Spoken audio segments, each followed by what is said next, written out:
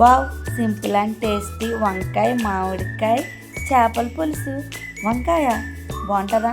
ఖచ్చితంగా బాగుంటుంది. ట్రై చేయండి, చాలా అంటే చాలా బాగుంటుంది. అలా చేప ముక్క వంకాయ తీసుకుని రైస్లో కలుపుకొని తింటే ఉంటుంది మరి వావ్ అనాల్సిందే. ముందుగా మిక్సీ జార్ తీసుకుని అందులో జీలకర్ర గసగసాలు వెల్లుల్లిపాయలు వేసుకుని అందులోనే ధనియాలు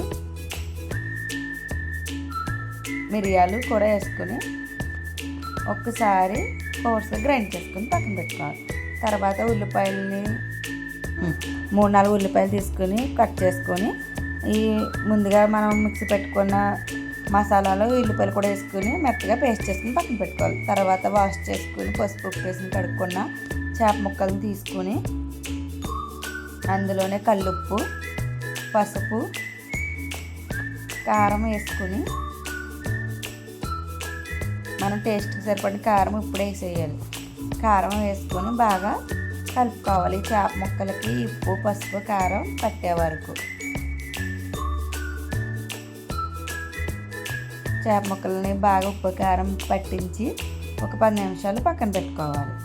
తర్వాత చింతపండు చేపల కూరలోకి చింతపండు పులుసు కావాలి కాబట్టి పెద్ద నిమ్మకాయ సైజు అంత చింతపండు తీసుకొని నానబెట్టుకోవాలి. చింతపండు వాటర్ పోసుకొని తర్వాత స్టవ్ ఆన్ చేసుకొని ప్యాన్ పెట్టుకుని కూరకి సరిపడినంత ఆయిల్ వేసుకోవాలి. చేపల పులుసుకి ఆయిల్ ఎక్కువే పడుతుంది. తర్వాత మనం ముందుగా తయారు చేసుకున్న పేస్ట్ని ఈ ఆయిల్లో వేసుకొని ఒక 2 నిమిషాలు కలుపుకోవాలి. ఈ మసాలా పేస్ట్ కొద్దిగా మగ్గించుకుని మగ్గిన తర్వాత ఒక 5-6 పచ్చిమిర్చి వేసుకోవాలి. పచ్చిమిర్చి కూడా కొంచెం మగ్గే వరకు వేపుకోవాలి.